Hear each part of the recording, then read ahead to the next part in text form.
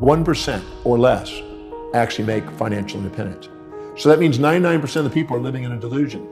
And if you ask them what are they going to do if I gave them $10 million, what would they do with their life? I guarantee you 2 to 8 million of that will be spent in less than a minute. If you ask them what would they do if they had $10 million, they'd write down all the things. They'd buy that car, they'd buy that trip, they'd buy this. And it was all consumers, all depreciables, all devaluing. As long as they spend their money on depreciables and consumables, they really don't have a real desire for building wealth. They have to invest it and buy things that appreciate value if they want to be wealthy. First of all, you want to find out whatever you've done in your life, how it served you, how it served others, and clear out any shame and guilt. Then you want to sit down and ask, what is it that you're really going to do? Because you're not going to get wealthy unless you're serving people. And if you're not dedicated to serving people, you have a fantasy called wealth. You need to make sure that you really have a value on serving people. You need to have a value on wealth, because if you don't really have a value on wealth, you'll spend it. If you have more of a value on spending it than saving it and investing it, it's going to keep going out the window. Because the money circulates through the economy from those of value at least to those of value at most over time. So you have to value wealth building more than spending. You have to value serving people more than just taking. And you have to be able to be dedicated to something that's really congruent with your values, or you won't stay with it. You won't build momentum and perseverance towards the accomplishment. And people who have a forced automatic savings in place and are willing to consistently study and research because they value wealth building. Warren Buffett by the time he was 11, he already read all the books in the Omaha, Nebraska library on wealth building by the age of 11. He was committed to the outcome. People are really committed to wealth building. They study it, they research it, they mentor under it, they apply it, they have forced savings and investment structures in place. They constantly are trying to serve people, and they want to build a business that lasts. What happens is every human being lives by a set of priorities, a set of values, things that are most important to least important in their life. Whenever they set goals that are congruent and aligned with their highest values, they become the most powerful and effective people they can be. This is when they're the most grateful, the most resilient. This is when they're most disciplined and most fulfilled in their life. Whenever they're living by lower values and trying to inject the values of others or minimize themselves and live by lower value systems, they procrastinate, hesitate, frustrate, and they become, you might say, victims of their history, not masters of their destiny. So you look at how people fill their space. You look at how they spend their time. You look at what they are disciplined about and focused on. You look at where they're most organized. You look at where they spend the most money. You look at what energizes them the most. You look at what they think about, visualize, affirm, and converse with others about most that is in line with what they're creating in life.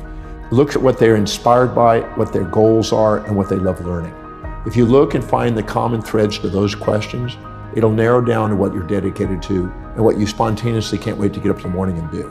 Any individual that is setting goals, intentions, that are congruent and aligned with the highest values, they have the highest probability of being spontaneously inspired in the morning to get up and do it. So if you have an entrepreneur that's working in a business and they found what is most meaningful to them, they have found the tap dance to work energy that Warren Buffett describes.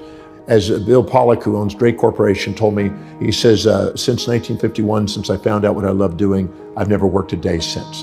Now, in addition to that, an entrepreneur also has to find out what their targeted market's highest values are to make sure that they're providing a service that meets those specific needs. So determining your own values and determining other people's values that you want to serve is an essential component, because you're here to be able to find something that serves other people, but it's also meaningful to you. If you find those two, you've got your niche. Now you've got exactly what you would love to get up in the morning and do, and you get to go and do what exactly people want, and you get to fulfill their life. Because everybody has a set of priorities, a set of values in their life, when you go down the list of values to lower values, you're less inspired, less fulfilled by doing them. You procrastinate in doing them. And what happens is you'll only do them if it's pleasurable, and if it's not, you'll give up. So it's a key is to make sure that everything you do is highest priority, the thing that's most meaningful to you, so you don't give up, you have the resilience, and you embrace pain and pleasure in the pursuit of a great purpose. If you are not living by your highest values, because you're wanting to do it with pleasure only and you want to give up if it's pain, you'll need motivation all the time. The difference between inspiration, which is from within, is people who are inspired from within are living by their highest values.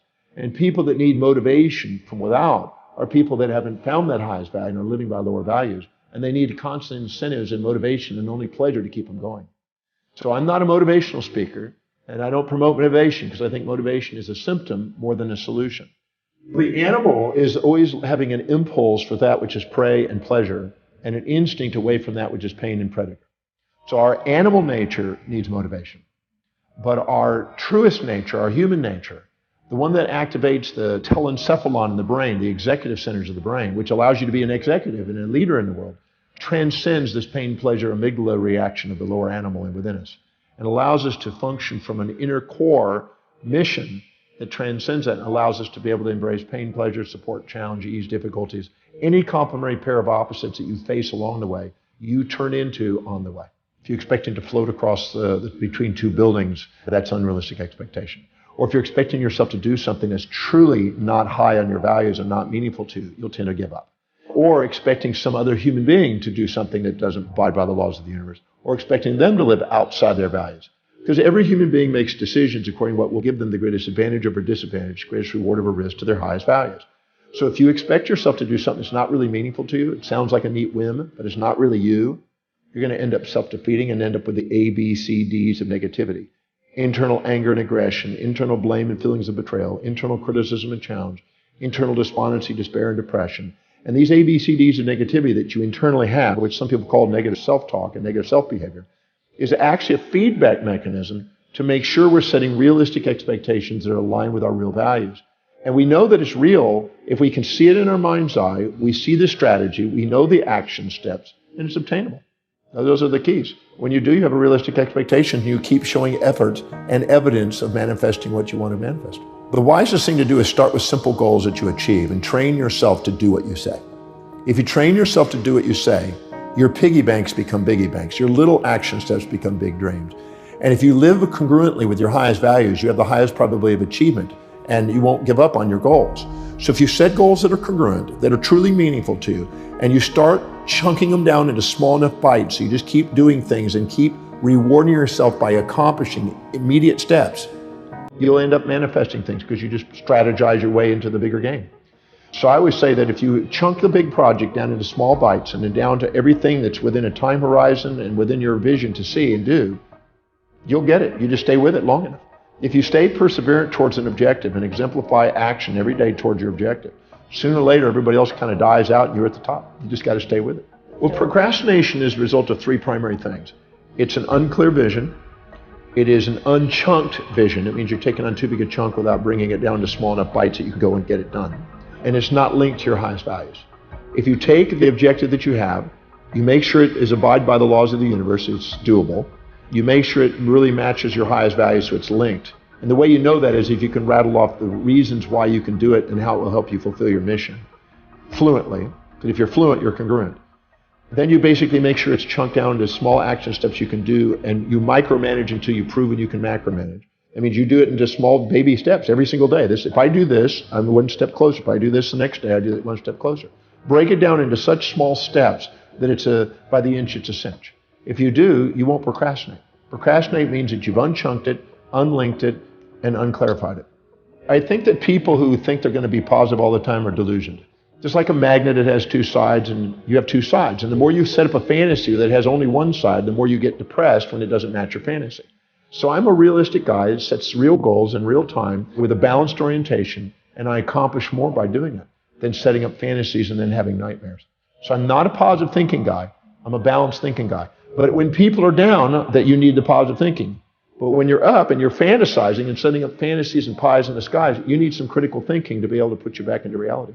So I'm a believer in both sides are needed. So what I did is I did a number of steps. One of them is at the end of the day, I would stop. And if I had this super high day and really thought I'd really had done something and really was puffed up and kind of proud, I'd ask, who did I forget to serve today? Who did I not call? What procedure did I not follow? What name did I overlook? What priority did I not hit today? I would ask questions that learned to self-govern myself back down into the center.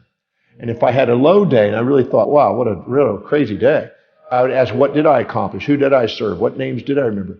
I would self-regulate. So I would neutralize myself and steady myself. And instead of having volatilities in my business, I had steadiness.